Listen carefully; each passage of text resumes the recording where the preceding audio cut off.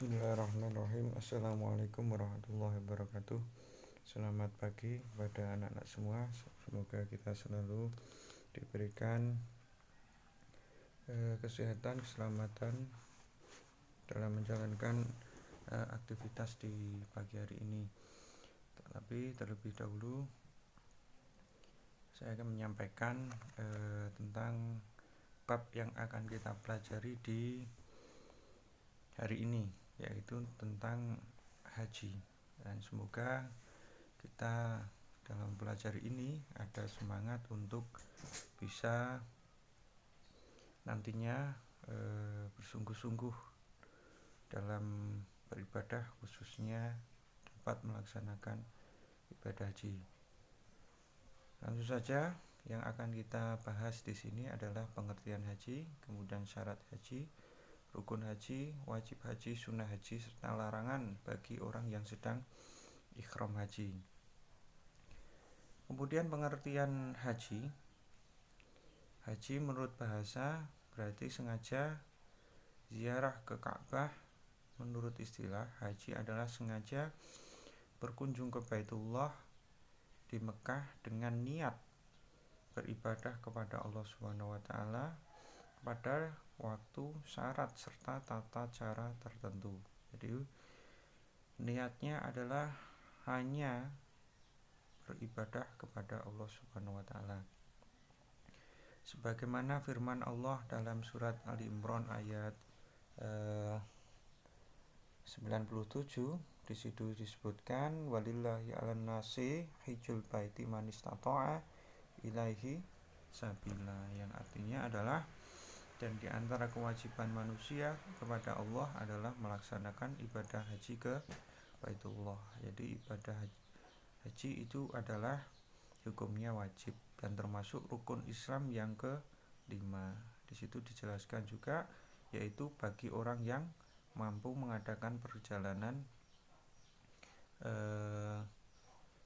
ke sana. Jadi bagi yang mampu dalam kategori mampu secara fisik dan mampu secara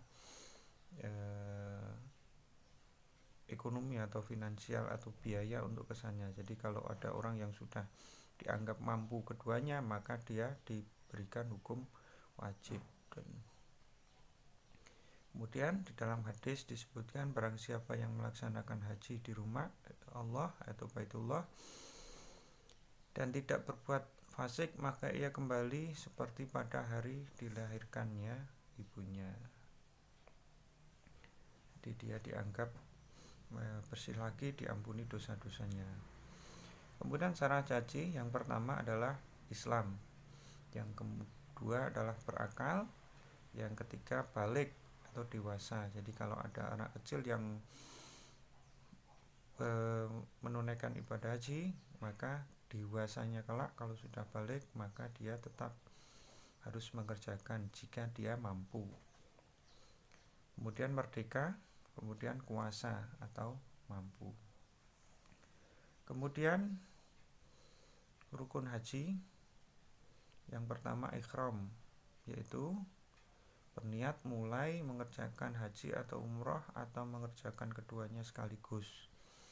Jamaah haji belum melaksanakan ikhram disunahkan melakukan beberapa perbuatan. Yang pertama, sebelum ikhram, 1. Mandi, kemudian membersihkan badan, memotong kuku, mencukur kumis, memakai wangi-wangian, sholat sunnah ikhram 2 rakaat dan memperbanyak membaca talbiyah, yaitu labbaik Allahumma labbaik, labbaik la syarika lak labbaik, innal hamda wal nikmata lakal mulk la syarika lak.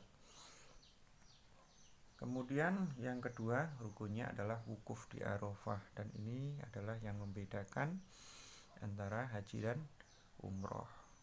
Wukuf di Arafah berarti berada di Arafah waktu wukuf dimulai dari tergelincirnya matahari pada tanggal 9 Dzulhijjah.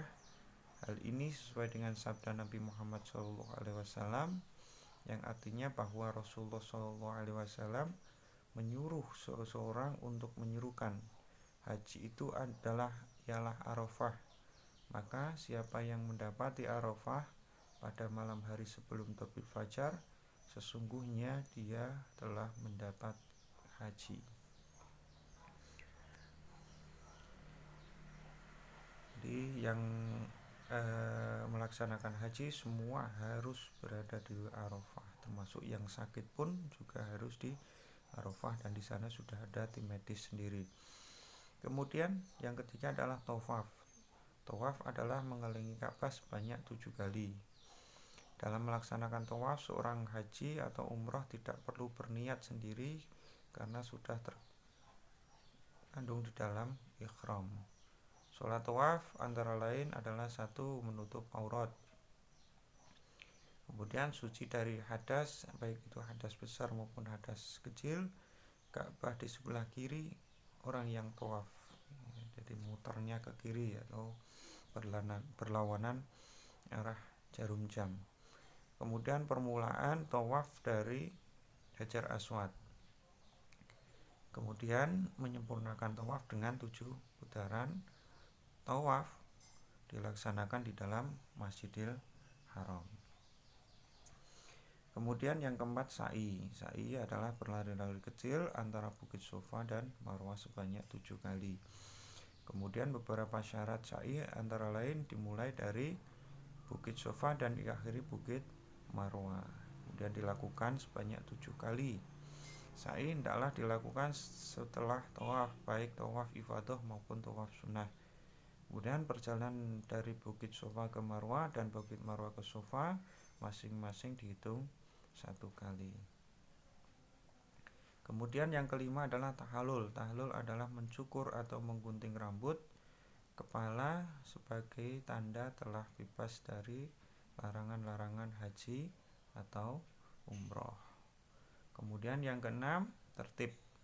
Tertib itu harus urut mendahulukan yang semestinya dari rukun-rukun, jadi tidak boleh dibulak-balik, jadi harus urut. Kemudian wajib haji. Wajib itu harus dilaksanakan, jadi berbeda dengan rukun. Kalau rukun itu harus dilaksanakan, kalau tidak dilaksanakan maka hajinya tidak sah, sedangkan wajib harus dilaksanakan, dan apabila ada yang tidak dilaksanakan maka harus membayar dam atau denda. Beberapa wajib haji yang harus dilakukan jamaah haji adalah yang pertama, memulai ihram dari miqat, yaitu batas waktu dan tempat yang ditentukan untuk melaksanakan ibadah haji atau umroh. Kemudian mabit atau bermalam di Musdalifah atau mabit di Mina dan mabit di Mina. Kemudian melontar jumroh baik ula, wusta dan akhobah. Kemudian menghindari perbuatan yang terlarang dalam keadaan ihram.